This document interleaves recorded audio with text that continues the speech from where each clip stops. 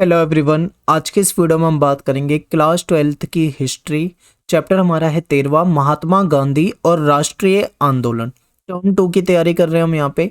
और इस चैप्टर के जो भी इंपॉर्टेंट क्वेश्चन बनते हैं वो सारे क्वेश्चन आपको मैं इस वीडियो में कराऊंगा। ठीक है, तो आपको वीडियो को बहुत ध्यान से देखना है। अगर आपने चैप्टर को नहीं पढ़ा है एनसीईआरटी से और चैप्टर को डिटेल में नहीं समझा है तो आप पहले चैप्टर की वीडियोस देखिए। मैंने इस चैप्टर को 3 पार्ट में कराया हुआ है, पार्ट 1, पार्ट 2, पार्ट 3। इनका लिंक जो है आपको डिस्क्रिप्शन बॉक्स में दे दूंगा, पूरी प्लेलिस्ट का लिंक। आप वहां पे जाइए और वहां से पहले आप चैप्टर को समझो। जब आप चैप्टर को बिल्कुल अच्छे तरीके से देख लोगे, समझ लोगे, तब आपको इंपॉर्टेंट क्वेश्चन करने में ज़्यादा फायदा होगा। ठीक है, तो बात करते हैं यहाँ पे हम अपने क्वेश्चन वगैरह की। और मेरा नाम है सत्येंद्र प्रताप और मेरा यूज़र नेम है एकलव्य स्टडी पॉइंट इंस्टाग्राम पे। आप मुझे वहाँ पे फॉलो कर सकते हैं। और चलिए स्टार्ट करते हैं आज की इस वीडियो को। इस वीडियो में हम लॉन्ग क्वेश्चन और शॉर्ट क्वेश्चन दोनों तरह के क्वेश्चन देखने वाले हैं। ठीक है, तो ध्यान से आपको वीडियो देखनी है। चलिए स्टार्ट करते हैं। सबसे पहला क्वेश्चन आपके सामने स्क्रीन पे है कि गांधी जी विदेश कब गए थे और भारत वापस कब आए थे। अब ये क्वेश्चन अगर पेपर में आएगा तो केवल और केवल शॉर्ट क्वेश्चन में आएगा। ठीक है, छोटे क्वेश्चन में। तो देखिए 1893 में गांधी जी विदेश चले गए थे और 1915 में ये भारत वापस आ गए थे। और इन्होंने अपना ज़्यादा समय जो था वो कहाँ पे बिताया था? साउथ अफ्रीका में बिताया था, यानी कि दक्षिण अफ्रीका में बिताया था। तो ये इंपॉर्टेंट है, आपको याद रखना है। अगला क्वेश्चन आपके सामने है कि चंपारण सत्याग्रह जो था वो कब हुआ था और कहाँ पे हुआ था। तो देखिए चंपारण सत्याग्रह जो था ये 1917 में हुआ था। ठीक है, बिहार में है ये, बिहार में है चंपारण, ये आपको याद ही होगा। तो ये 1917 में हुआ था चंपारण सत्याग्रह। और बिहार के चंपारण में जो किसान थे उनसे क्या किया जाता था? जबरन नील की खेती कराई जाती थी। ठीक है, इसके विरोध में, क्योंकि भाई नील की खेती से किसानों को लाभ नहीं था लेकिन अंग्रेजों को फायदा था, इसीलिए जबरन उन पे दबाव बनाया जाता था कि तुम नील की खेती करो। तो इसी के विरोध में इन्होंने ये सत्याग्रह किया था, चंपारण सत्याग्रह। तो ये बहुत इंपॉर्टेंट है, शॉर्ट क्वेश्चन में आपसे ये पूछा जा सकता है। अगला प्रश्न आपके सामने है कि अहमदाबाद और खेड़ा आंदोलन कब और किस मुद्दे पर हुआ था। तो देखिए ये अहमदाबाद और खेड़ा दोनों कहाँ पर है? गुजरात राज्य में है। ठीक है, गुजरात में है, ये भी आपको ध्यान रखना है। अब बात करते हैं इनके आंदोलन की। तो देखिए दोनों आंदोलन जो है ये 1918 में हुए हैं, ये आपको याद रखना है। अहमदाबाद में किस बात को लेकर आंदोलन हुआ था? तो देखिए यहाँ पे जो कपड़े की मिल थी, इस मिल में क्या करते थे? बहुत सारे मजदूर लोग काम करते थे, लेकिन उनकी जो काम करने की स्थिति थी उसमें कोई सुधार नहीं था। उनको टाइम पे वेतन नहीं मिलता था, उनको छुट्टियां नहीं मिलती थी, बहुत ज़्यादा उनसे काम कराया जाता था, पैसे उनको बहुत कम दिए जाते थे। वहाँ पे मतलब स्थिति बहुत बुरी थी, साफ सफाई नहीं थी, कई तरह की दिक्कतें थी। तो इसके खिलाफ मजदूरों ने क्या किया? आंदोलन किया। ठीक है, महात्मा गांधी इसमें शामिल थे। इंपॉर्टेंट है, ये याद रखना है आपको। ये तो हो गया अहमदाबाद का। अब खेड़ा में किस बात को लेकर था? तो देखिए यहाँ पे क्या था, जो किसान लोग थे इनकी फसल जो थी वो चौपट हो गई थी। अब इनको क्या था भाई, लगान तो देना ही था। तो ऐसे में इन्होंने आंदोलन किया और ये क्या मांग कर रहे थे कि हमारा जो लगान है उसको माफ कर दिया जाए। ठीक है, तो ये था चंपारण, खेड़ा और अहमदाबाद। इन 3 जगह से जो महात्मा गांधी ने जो अपने आंदोलन की शुरुआत की, यहाँ से ये एक राष्ट्रवादी नेता बन चुके थे और ऐसे नेता बन चुके थे जिनके दिल में गरीबों के लिए सहानुभूति है। तो ये इनकी इमेज यहाँ पे बन चुकी थी। ठीक है, तो तीनों याद रखना है बिल्कुल। इनमें से एक क्वेश्चन आपसे पेपर में पूछा जा सकता है, इंपॉर्टेंट बहुत है। अब चलते हैं हम अपने अगले क्वेश्चन पे। लाल बाल पाल, इनके नाम से कौन फेमस थे? तो देखिए लाल से यहाँ पे मतलब है लाला लाजपत राय, बाल से बाल गंगाधर तिलक, पाल से विपिन चंद्र पाल। ये तीनों बहुत ही फेमस थे। और ये जो नेता जो रहे हैं ये औपनिवेशिक शासन के खिलाफ लड़ाकू विरोध का प्रतिरोध कर मतलब समर्थन करते थे कि जो मतलब अंग्रेजों से अगर हमें जीतना है, अगर अंग्रेजी शासन हटाना है तो लड़ाकू जो सिस्टम है उसको अपनाना पड़ेगा। ठीक है, बातचीत से नहीं समझेंगे ये, इनका कहने का मतलब ये था। अगले क्वेश्चन को देखिए, गांधी जी के राजनीतिक गुरु कौन थे? और ये रिपीटेड क्वेश्चन है, कई बार पूछा हुआ है। ठीक है, तो ऐसे क्वेश्चन पे आपको बहुत ज्यादा फोकस करना है जो बार बार रिपीट होते हैं पेपर में, एग्जाम में। तो चलिए देखते हैं। जो गोपाल कृष्ण गोखले हैं ये गांधी जी के राजनीतिक गुरु थे। जब गांधी जी आए थे भारत तो इन्होंने उनको एक सलाह दी थी कि आपको क्या करना चाहिए, 1 वर्ष तक भारत की यात्रा करनी चाहिए और भारत के लोगों को समझो, यहाँ के लोगों को जानो, यहाँ की भूमि को समझो, तब जाके कोई मतलब आंदोलन यहाँ पे कामयाब हो पाएगा। तो उन्होंने ये कहा था। तो ये इंपॉर्टेंट है, याद रखना है। अगला क्वेश्चन देखिए, रोलेक्ट एक्ट। अब आपसे पेपर में पूछा जाएगा तो आपको सीधा सीधा ये बता देना है कि रोलेक्ट एक्ट क्या था। इसका विरोध क्यों हुआ था, ठीक है। लेकिन इसमें और डिटेल में भी आपको बताऊंगा, ये पूरी स्लाइड मैंने टाइप कर रखी है, पहले मैं आपको शॉर्ट में बता देता हूँ कि क्या था ये। तो देखिए क्या हुआ कि रोलेट एक्ट लाया गया था। इसके तहत सरकार ने जो ये जो जैसे आंदोलन वगैरह करते थे ना, तो इनको आंदोलन को कुचलने के लिए ये एक्ट लाया गया था। इसके तहत क्या है, जो भी आंदोलन करेगा या जो राजनीतिक जो भी व्यक्ति है जो अंग्रेजों के खिलाफ जाता है, उसको बिना मुकदमा चलाए जेल में बंद रखने का अधिकार था। यानी अंग्रेजों को ये अधिकार दे दिया कि अगर कोई व्यक्ति अंग्रेजों के खिलाफ आंदोलन करता है या सत्याग्रह करने की कोशिश करता है या अंग्रेजों के खिलाफ जाता है, तो उसको सीधा जेल में डाल दो, कोई मुकदमा वगैरह की जरूरत नहीं है, जेल में डाल दो उसे सीधा, ठीक है। तो ये वाली बातें थी यहाँ पे। तो इससे क्या हुआ, जो भारतीय नेता थे वो नाराज थे, तो इसीलिए वो इसके विरोध में आ गए और उन्होंने रोलेट एक्ट जो था इसका विरोध किया, ठीक है। इंपॉर्टेंट है आपके लिए। अब मैं थोड़ा और विस्तार से समझाता हूँ कि आखिर क्या क्या चीजें इसमें महत्वपूर्ण है।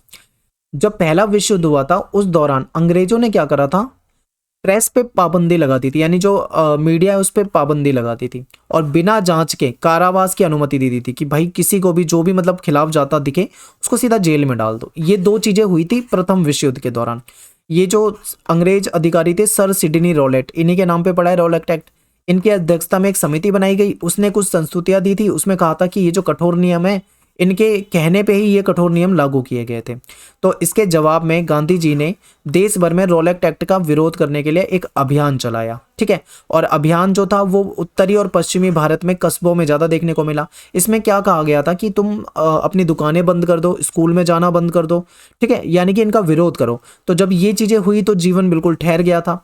और सबसे ज़्यादा जो विरोध देखने को मिला वो पंजाब में देखने को मिला। ये ज़्यादा इंपॉर्टेंट है। यहाँ से आपको दो तीन बातें याद रखनी है कि जब पहला विश्व युद्ध चल रहा था 1914 से 1918 वाला विश्व युद्ध, उस समय अंग्रेजों ने प्रेस पे पाबंदी लगाई थी और बिना जांच के कारावास की अनुमति दे दी थी, ठीक है। रोलेट एक्ट लाया गया था जिसके तहत जो राजनीतिक जो भी मतलब राजनीतिक व्यक्ति है या जो भी अंग्रेजों के खिलाफ जाने की कोशिश करता है उसको जेल में डाल दो, ये वाली बातें थे। तो यहाँ तक आपको समझ में आ गया।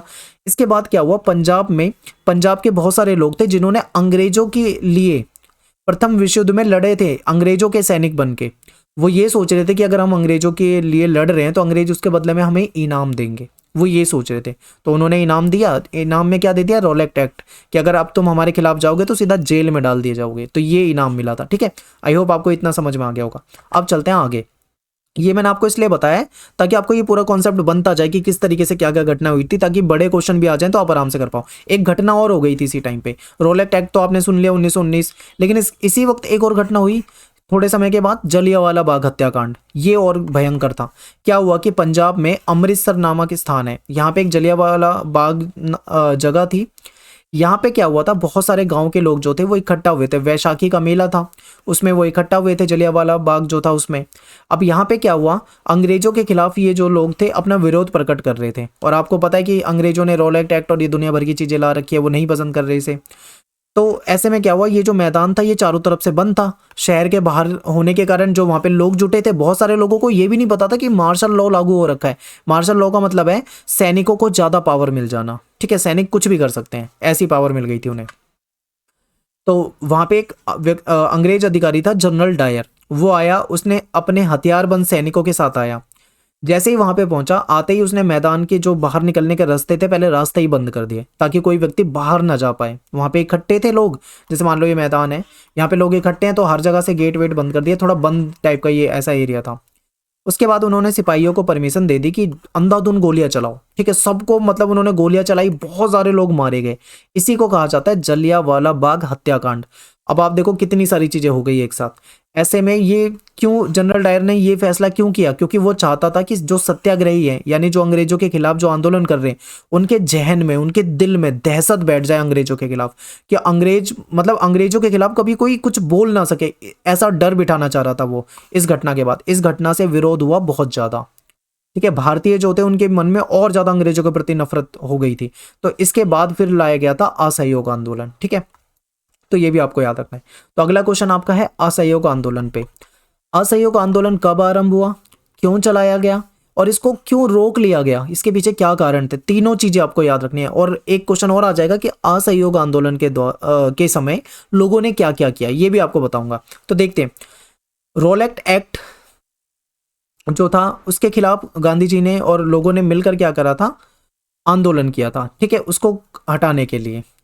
इसकी सफलता से उत्साहित होकर गांधी जी ने अंग्रेजों के शासन के खिलाफ असहयोग का अभियान की मांग कर दी, क्योंकि गांधी जी का यह कहना था कि अंग्रेजों का जो शासन चल रहा है ना, वो भारतीयों के समर्थन से चल रहा है। कह रहा अगर सभी भारतीय अंग्रेजों के खिलाफ हो जाएं, उनका समर्थन करना बंद कर दें, सभी मतलब उनका असहयोग करना शुरू करें, यानी सहयोग खत्म करें, असहयोग करें, तो ऐसे में ये अंग्रेजी शासन ज्यादा से ज्यादा 1 साल चल पाएगा। अगर हमने 1 साल तक ये कर लिया ना, तो इसके बाद अंग्रेज अपने आप ही भारत छोड़ के भाग जाएंगे, ऐसा इनका कहना था।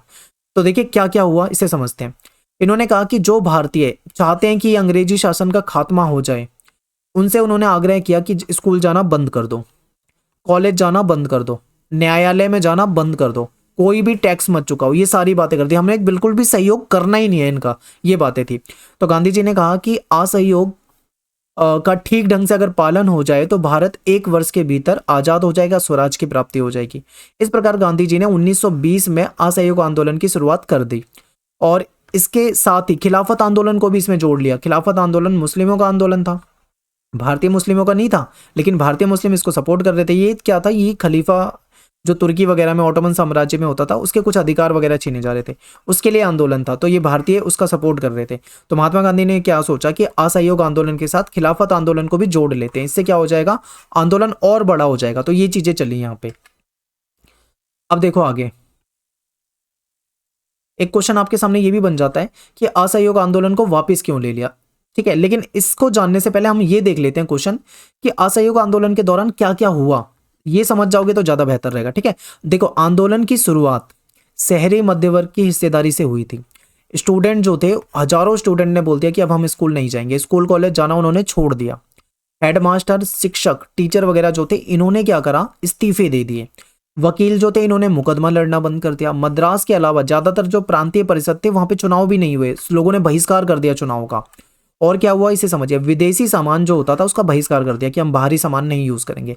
शराब के दुकानों की पिकेटिंग कर दी। पिकेटिंग का मतलब यहाँ पे विरोध से होता है, ये विरोध का एक तरीका होता है। विदेशी कपड़े जो थे उसको उसकी होली जलाई गई, लोगों ने भारतीय कपड़े खरीदने शुरू कर दिए। असहयोग आंदोलन केवल शहरों में नहीं, बाद में ये गांव में भी पहुंचा। किसान और आदिवासी जो थे वो भी इसके समर्थन में आ गए। तो असहयोग आंदोलन के द्वारा लोगों ने कैसे इसमें समर्थन किया, किस तरीके से लोगों ने क्या क्या किया, स्कूल जाना बंद कर दिया, कॉलेज जाना बंद कर दिया, टीचर ने इस्तीफा दे दिया, ठीक है, वकील ने मुकदमे लड़ने बंद कर दिए, इस तरीके से उन्होंने इस आंदोलन को समर्थन किया। तो लेकिन इतना कुछ होने के बाद भी ये आंदोलन वापस ले लिया गया। तो आखिर ये वापस क्यों लिया गया, क्वेश्चन ये भी पूछा जा सकता है कि असहयोग आंदोलन वापस क्यों लिया, क्यों रोकना पड़ा, क्यों स्थगित करना पड़ा। तो देखिए क्यों हुआ, क्योंकि फरवरी 1922 में किसानों का एक ग्रुप था, उसने क्या करा, जो चौरी चौरा नामक क्षेत्र था, यहाँ पे एक पुलिस चौकी थी, उस पे जाके आक्रमण करके आग लगा दी। इस अग्निकांड में पुलिस वाले कई जो थे वो उनकी जान चली गई, जान से मारे गए, ठीक है, जल गए, मर गए। ऐसे में जब महात्मा गांधी ने देखा कि आंदोलन जो है वो हिंसक हो गया है, तो उन्होंने असहयोग आंदोलन को वापस ले लिया, तत्काल वापस ले लिया कि इसी समय वापस लेते हैं। तो यहाँ पे आपको पूरा समझ में आ गया होगा कि क्यों शुरू हुआ, कैसे शुरू हुआ, लोगों ने क्या क्या किया और वापस क्यों लिया, ए टू जेड आपको बता दिया यहाँ पे, ठीक है। चलते हैं अपने अगले क्वेश्चन की तरफ। अगला क्वेश्चन देखिए, इतने सारे क्वेश्चन है, अथवा अथवा अथवा करके आपको ऑप्शन में दे रखे हैं। क्वेश्चन एक ही है, आंसर एक ही बनेगा सबका, लेकिन लैंग्वेज घुमा रखी है। गांधी जी की पहली महत्वपूर्ण सार्वजनिक उपस्थिति के बारे में बताइए। बनारस हिंदू विश्वविद्यालय यानी कि जो BHU था, इसके उद्घाटन समारोह में गांधी जी की उपस्थिति के बारे में बताइए। गांधी जी का पहला भाषण जो था वो BHU में था, यानी बनारस हिंदू विश्वविद्यालय जो था इसकी स्थापना के समय हुआ था। तो इससे इनको एक नई पहचान मिली, इसके बारे में वर्णन कीजिए। या फिर BHU का जो यह उद्घाटन समारोह था, इसमें गांधी जी ने अपने विचारों को जनता के समक्ष किस प्रकार रखा, ऐसे पूछ लेंगे। तो ये पेपर में आए हुए क्वेश्चन है, बार बार ऐसी ऐसी लैंग्वेज में पूछे जा रहे हैं। तो मैंने सारे क्वेश्चन एक साथ ही आपके सामने रख दिए स्क्रीन पे, ध्यान से देख लो, ऐसे पूछे गए हैं पेपर में, ठीक है। अब शुरू करते हैं इसके आंसर को, ध्यान से देखिए। देखिए क्या था कि ये गांधी जी की पहली महत्वपूर्ण सार्वजनिक उपस्थिति थी। फरवरी 1916 की बात है, बनारस हिंदू विश्वविद्यालय का उद्घाटन समारोह चल रहा था। इसमें बहुत बड़े बड़े लोगों को बुलाया गया था जो बहुत फेमस लोग थे। हालांकि गांधी जी इनके मुकाबले में अज्ञात थे, क्योंकि इनको कोई नहीं जानता था भारत में, ठीक है। ये साउथ अफ्रीका में जो इनके काम थे उसकी वजह से ये जाने जाते थे, इसलिए इनको यहाँ पे इनवाइट किया गया था। तो जब गांधी जी को बोलने का मौका मिला वहाँ पे, तो इन्होंने वहाँ पे एक मतलब अपनी एक अलग ही इमेज बना ली। इन्होंने ये देखा कि यहाँ पे सारे अमीर लोग तो मौजूद हैं मतलब इस समारोह में, लेकिन गरीब लोग, किसान लोग, मजदूर लोग, ऐसे लोगों को यहाँ पे नहीं बुलाया गया है। तो इन्होंने क्या कहा, इसे समझते हैं। इन्होंने कहा कि मजदूरों, गरीबों की ओर ध्यान ना देने के कारण भारतीय विशिष्ट वर्ग जो था उसको आड़े हाथों लिया। इन्होंने ये कहा कि बनारस हिंदू विश्वविद्यालय का जो स्थापना दिवस है ये बहुत ही शानदार है, लेकिन इसमें कमी है। कमी क्या है? कमी ये थी कि यहाँ पे जहां भी देखो धनी लोग दिख रहे हैं, सजे सवरे लोग दिख रहे हैं, लेकिन यहाँ पे गरीब लोग बिल्कुल भी मतलब उपलब्ध नहीं है, यानी मौजूद नहीं है। यहाँ केवल अमीरों को ही बुलाया गया है। तो ये चीज़ें उन्होंने इस पे चिंता जाहिर की। गांधी जी ने विशेष सुविधा प्राप्त मंत्रियों से भी कहा कि भारत के लिए मुक्ति तब संभव नहीं है, मतलब जब तक संभव नहीं है जब तक आप इन अलंकरण यानी ये जो सजावट और ये जो अपना जो लग्जरी जीवन है, जब तक आप इस चीज़ को अपना के रखोगे तब तक भारत नहीं आज़ाद हो सकता, बल्कि आपको अपने हम वतनों जो उनकी भलाई के लिए काम करना चाहिए। ये इन्होंने सलाह दी। इन्होंने कहा कि हमारी मुक्ति केवल किसानों के माध्यम से हो सकती है, क्योंकि भारत जो है कृषि प्रधान देश है। यहाँ पे बड़ी संख्या में जो है वो किसान लोग रहते हैं, एक बहुत बड़ी जनसंख्या किसानों की है, ठीक है। और उस समय तो और भी बड़ी जनसंख्या किसानों की होती थी, क्योंकि उस समय नौकरी को लोग तवज्जो नहीं देते थे, किसानी ही सब कुछ होती थी। इसलिए उन्होंने बोला कि भारत की मुक्ति केवल किसानों के माध्यम से होगी, ना वकील, ना डॉक्टर, ना जमींदार, केवल किसानों के माध्यम से ही होगी भारत की मुक्ति।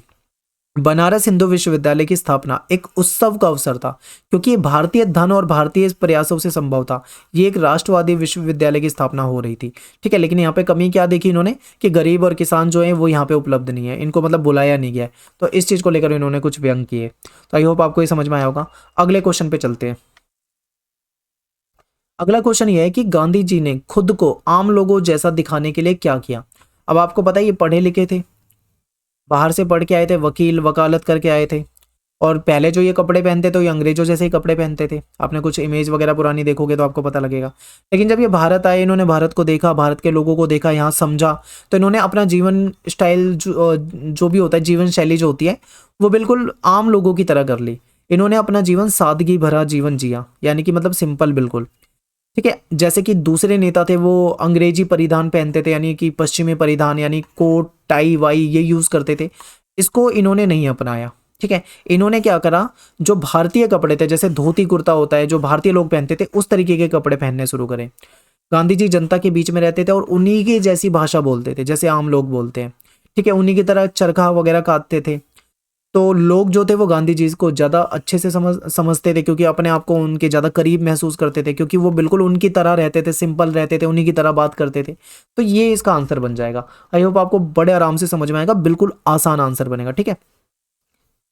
अगला क्वेश्चन देखिए।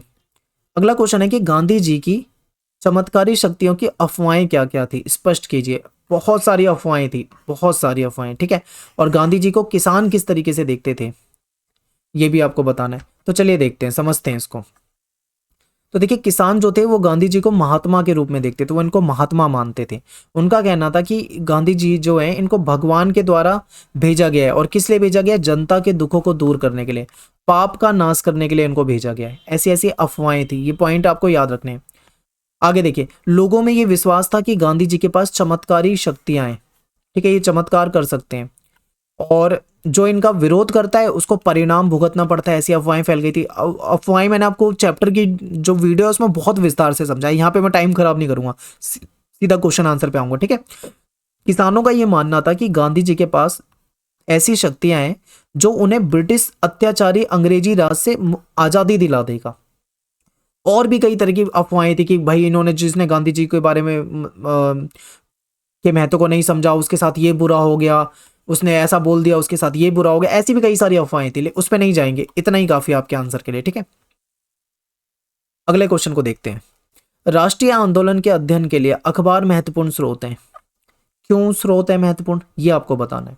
तो देखिए, गांधी जी के क्वेश्चन ये भी आ सकता है कि गांधी जी के जीवन के बारे में हमें ये जो अंग्रेजी अखबार है या फिर हमारे मतलब जो भारतीय अखबार है इससे महत्वपूर्ण जानकारी मिल जाती है, ऐसे भी आपसे पूछा जा सकता है। तो देखिए, गांधी जी के जीवन के बारे में समकालीन जो अखबार थे उस समय, चाहे अंग्रेजी अखबार हो, चाहे वो भारतीय भाषा के अखबार हो, गुजराती, हिंदी, बंगाली, मराठी, किसी भी भाषा के, उसमें महात्मा गांधी के बारे में बहुत कुछ छापा जाता था। समाचार पत्र जो थे वो गांधी के बारे में जानकारी प्राप्त करने के महत्वपूर्ण स्रोत है। क्यों? क्योंकि गांधी आपको पता है आंदोलन वगैरह करते रहते थे। अगर आप 1916 की उनकी बैठक को देखो, BHU वाली, उसके बाद आप चंपारण वाली घटना देखो, फिर गुजरात के अहमदाबाद और खेड़ा वाली घटना देखो, फिर रोल एक्ट का विरोध देखो, ठीक है, फिर उसके बाद आप देखोगे असहयोग आंदोलन देखो, तो आपको पता लग जाएगा कि बहुत सारी चीज़ों में ये सक्रिय थे, एक्टिव थे। तो कहीं ना कहीं इतने एक्टिव थे तो जाहिर सी बात है मीडिया भी इसको कवर करती थी। तो इसलिए जो समाचार पत्र थे वो इनकी गतिविधियों पर नजर रखते थे और इनके बारे में जनता की जो आम राय थी इसका भी पता चलता था। समाचार पत्रों में समय समय पर गांधी जी की विचारधारा पे कमेंट किए जाते थे। भारत में घटने वाली घटनाओं की रिपोर्टिंग जिस तरह भारतीय समाचार पत्र द्वारा की जाती थी, लंदन के समाचार उससे अलग करते थे। यानी देखिए, कहने का मतलब यह है कि भारतीय समाचार पत्र जो हैं वो गांधी के बारे में छाप रहे हैं और जो लंदन के समाचार पत्र हैं वो भी छाप रहे हैं। दोनों का नजरिया अलग अलग है, अलग अलग तरीके से छाप रहे हैं, लेकिन कहने का मतलब तो यह है कि वो मीडिया में तो दोनों जगह पे छाए हुए हैं ना। तो ये होता था कि दोनों जगह की मीडिया इनको कवर करती थी, ठीक है। तो ये महत्वपूर्ण स्रोत के रूप में काम आ जाते हैं क्योंकि उससे बहुत सारी जानकारी मिल जाती है। अगला क्वेश्चन है साइमन कमीशन कब बना, इसके अध्यक्ष कौन थे। इससे रिलेटेड शॉर्ट क्वेश्चन बहुत सारे पूछे जा सकते हैं, तो ध्यान से देखो, इसके आंसर में भी कई सारे क्वेश्चन बन जाएंगे। तो साइमन कमीशन कब बना, तो आप बोलोगे 8 नवंबर 1927, या फिर आप केवल 1927 भी याद रखोगे, इतना काफी है। इसके अध्यक्ष कौन थे, तो इसका नाम था सर जॉन साइमन, ठीक है। कौन अध्यक्ष थे ये भी आपको याद रखना है। इसमें कितने सदस्य थे ये भी पूछा जा सकता है, तो इसमें 7 सदस्य थे और सारे के सारे सदस्य क्या थे, अंग्रेज थे। इसीलिए इसको कांग्रेस ने क्या नाम दिया था, श्वेत कमीशन नाम दिया था, क्योंकि सारे के सारे जो थे अंग्रेज थे, ठीक है। तो यहाँ से 1-2 क्वेश्चन आपके एक्स्ट्रा बन जाएंगे, ये याद रखने। अगले क्वेश्चन पे चलते हैं। साइमन कमीशन का उद्देश्य क्या था, तो साइमन कमीशन उपनिवेश, भारत में जो उपनिवेश के अंग्रेजों ने जो शासन किया था उसकी जो स्थिति थी उसकी जांच के लिए बनाया गया था और इंग्लैंड से भेजा गया था भारत, ठीक है। ये इंपॉर्टेंट है। अगला क्वेश्चन है कि साइमन कमीशन भारत कब आया और इसका विरोध क्यों हुआ था। तो ये जो कमीशन था ये फरवरी 1928 में भारत आया था और इसका विरोध क्यों हुआ था, इसका विरोध इसीलिए हुआ था क्योंकि इसमें सारे के सारे सदस्य जो थे वो सारे के सारे अंग्रेज थे, इसमें एक भी भारतीय सदस्य नहीं था। अब ये भारत के बारे में, भारतीयों के बारे में, यहाँ पे शासन व्यवस्था के बारे में अगर बताएगा और इसमें एक भी भारतीय नहीं होगा तो सारे सारे अंग्रेज होंगे, तो वो क्या करेंगे, अंग्रेजों के पक्ष में ही लिखेंगे सब कुछ। इसलिए भारतीय जो थे इसका विरोध कर रहे थे, तो ये इंपॉर्टेंट है। अगला क्वेश्चन देखिए, क्वेश्चन है कि भारतीय राष्ट्रीय कांग्रेस ने प्रथम स्वतंत्रता दिवस कब और कहां मनाया था। तो देखिए 1929 में कांग्रेस का जो लाहौर अधिवेशन हुआ था, इसमें यह डिसाइड हो गया था कि प्रत्येक साल 26 जनवरी के दिन पूरे देश में स्वतंत्रता दिवस मनाया जाएगा। इसका फैसला हो गया था लाहौर अधिवेशन में 1929 में, ठीक है।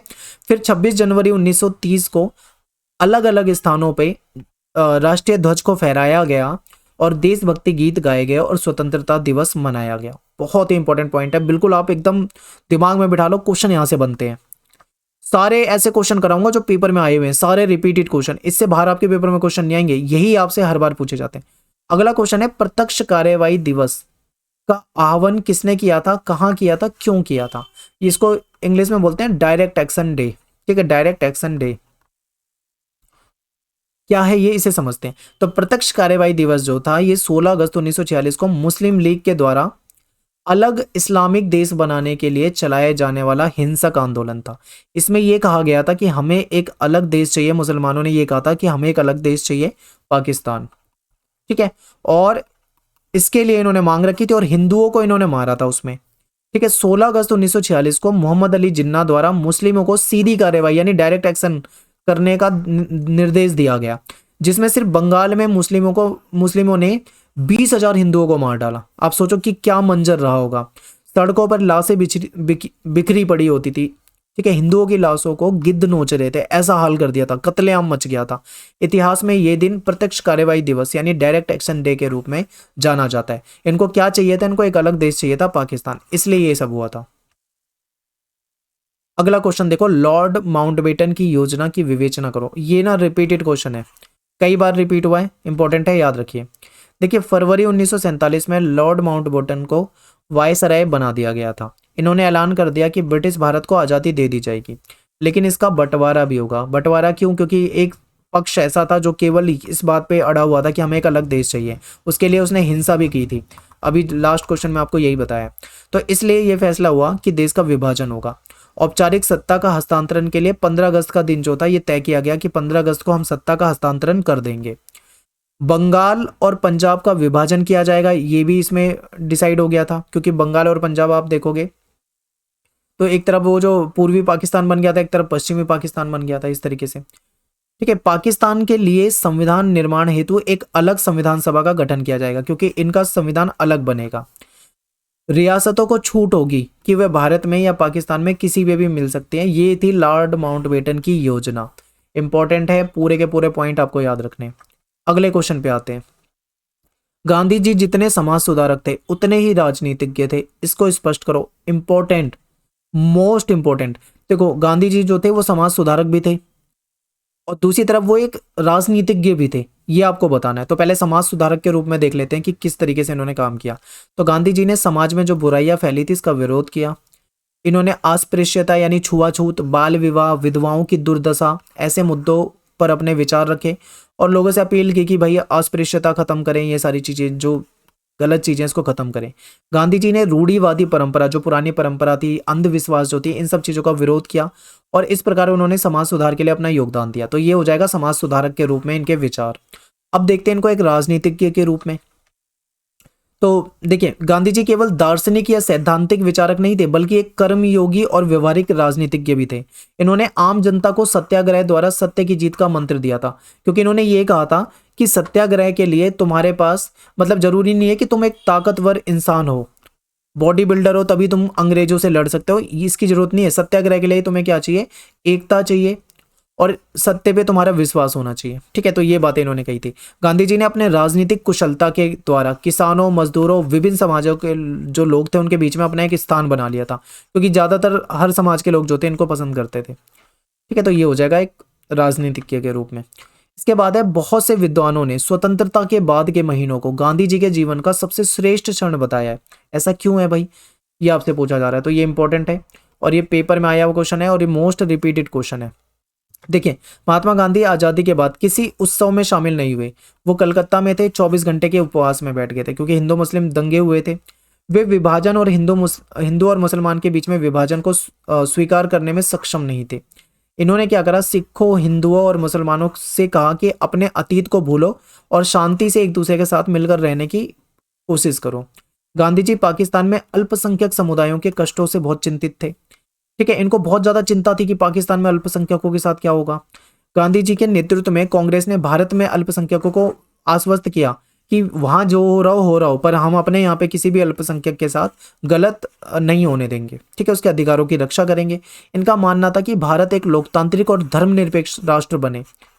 ये सारा हुआ था। ठीक है, ये सारा का सारा पॉइंट जो है आपके सामने रखा हुआ है, सारे इंपॉर्टेंट है, याद रखिए।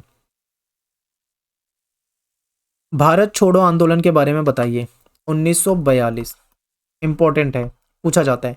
तो देखिए, भारत छोड़ो आंदोलन अगस्त 1942 में शुरू किया गया था। गांधी जी को इस समय गिरफ्तार कर लिया गया था। आंदोलन में देश भर से लोग जुड़े थे। इसमें युवा कार्यकर्ता, ठीक है, युवा कार्यकर्ता हड़ताल हुई, तोड़फोड़ हुई, इसके जरिए आंदोलन चला रहे थे, क्योंकि इस बार लग रहा था कि भाई हमने बहुत आंदोलन कर लिए, इतने सारे आंदोलन कर लिए, लेकिन अंग्रेज जो है देश को नहीं छोड़ रहे। तो इस बार करो और मरो वाली स्थिति हो गई थी। सीधा कह दिया था कि भाई आर पार, इस बार हमें देश को आजाद कराना है। कांग्रेस के नेता थे, समाजवादी विचारधारा वाले थे, जयप्रकाश नारायण, जेपी नारायण। ये अंडरग्राउंड होकर, भूमिगत होकर, छुपकर आंदोलन में सक्रिय थे। पश्चिम में सतारा और पूर्व में मेदिनीपुर जैसे जिले थे, यहाँ पे स्वतंत्र सरकार की स्थापना कर दी गई थी। अंग्रेजों ने जब ये देखा कि भाई भारत छोड़ो आंदोलन चल रहा है, इन्होंने भी काफी सख्त रवैया अपनाया। विद्रोह को दबाने के लिए इनको 1 साल लग गया, उसमें इन्होंने बहुत सारे लोगों को मार भी दिया, गिरफ्तार भी कर लिया। भारत छोड़ो आंदोलन सही मायने में एक जन आंदोलन था। अब पेपर में देखो ये क्वेश्चन आ सकता है इस तरीके से, यहाँ पे आपको ऐसे दे देंगे, बोल देंगे भारत छोड़ो आंदोलन सही मायने में एक जन आंदोलन था, स्पष्ट कीजिए, बताइए कैसे था। तो आपको बताना है कि ये सच में ये जन आंदोलन था, क्योंकि इसमें जनता बहुत बड़े हिस्से में, मतलब जनता का बड़ा हिस्सा इसमें शामिल हुआ था। इसमें लाखों आम हिंदुस्तानी शामिल हो गए थे। इस आंदोलन में युवा जो थे वो बहुत बड़ी संख्या में शामिल हुए थे। ठीक है, अपना कॉलेज वो छोड़कर जेल जाने को तैयार हो गए थे। जून 1944 में जब विश्व युद्ध की समाप्ति की ओर था, तब गांधी जी को रिहा कर दिया गया था। 1945 में ब्रिटेन में लेबर पार्टी की सरकार बन गई और ये सरकार जो थी भारत को स्वतंत्र करने के पक्ष में थी। इसके बाद क्या क्या हुआ ये आपको बता दिया मैंने क्वेश्चनों में। ठीक है, गोलमेज सम्मेलन, इससे भी क्वेश्चन आ जाते हैं। अब शॉर्ट क्वेश्चन ज्यादा आते हैं यहां से, क्योंकि बड़ा क्वेश्चन बनता ही नहीं है यहां से। तो देखिए, सबसे पहले ये पूछा जा सकता है कि गोलमेज सम्मेलन जो था इसका आयोजन कहाँ पे होता था, तो लंदन में होता था। पहला गोलमेज सम्मेलन का आयोजन कब हुआ था, तो ये 1930 में हुआ था, और इसमें जो देश के प्रमुख नेता थे शामिल नहीं थे, इसीलिए कोई मतलब ये कोई कामयाब नहीं हुआ, कोई साबित नहीं हुई, मतलब निरर्थक साबित हुआ ये कह सकते हो। दूसरा गोलमेज सम्मेलन जो था इसका आयोजन हुआ था 1931 में, और ये भी निरर्थक साबित हुई, इसमें भी कोई बातचीत नहीं हो पाई सही से। गांधी जी ने सविनय अवज्ञा आंदोलन का आरंभ किस महत्वपूर्ण घटना के साथ किया था, तो आपको पता है कि अंग्रेजों ने एक कानून बना दिया था कि नमक जो है वो उनको वहीं से खरीदना पड़ेगा, नमक कोई बना नहीं सकता। ठीक है, तो नमक सत्याग्रह कर दिया इन्होंने।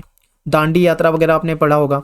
तो गांधी जी ने सविनय अवज्ञा आंदोलन का आरंभ नमक कानून तोड़कर किया था। इन्होंने क्या करा, साबरमती से अपने आश्रम से दांडी तक यात्रा करी, जिसको दांडी मार्च भी कहा जाता है। इस पैदल यात्रा में इन्होंने जब ये दांडी पहुंचे तो इन्होंने नमक बनाकर अंग्रेजों का कानून जो था उसको तोड़ दिया, और यहाँ से शुरुआत हो जाती है सविनय अवज्ञा आंदोलन की। तो ये इंपॉर्टेंट है बहुत ज्यादा, ये आपको याद रखना है। तो यहाँ से हमारा जो चैप्टर है वो खत्म हो जाता है। ठीक है, और ये लास्ट यहाँ पे 2 क्वेश्चन लास्ट चैप्टर के आ गए थे गलती से। ठीक है, तो वो आपको नहीं देखने, वो मैंने करा रखे हैं। यहाँ पे अपना चैप्टर खत्म हो जाता है। टेलीग्राम ग्रुप आप जो हमारा है उसको ज्वाइन कर लो, क्लास 12 ESP न्यू ग्रुप, 22,000 से ज़्यादा स्टूडेंट है। यहाँ पे आपको वीडियोस के जो लिंक होते हैं वो आपको यहाँ पे मिल जाया करेंगे। ठीक है, तो चलिए खत्म करते हैं आज की इस वीडियो को, अगले चैप्टर में मिलेंगे आपसे। और जितने भी मोस्ट इंपॉर्टेंट क्वेश्चन इस चैप्टर के थे, जितने भी प्रीवियस ईयर में आए हुए क्वेश्चन इस चैप्टर के थे, सारे के सारे आपको मैंने यहाँ पे करा दिए। वीडियो को लाइक कर दिया करें, कमेंट करें, शेयर करें। मिलते हैं नेक्स्ट वीडियो में। थैंक्स फॉर वॉचिंग सभी को। जय हिंद, जय भारत, वंदे मातरम।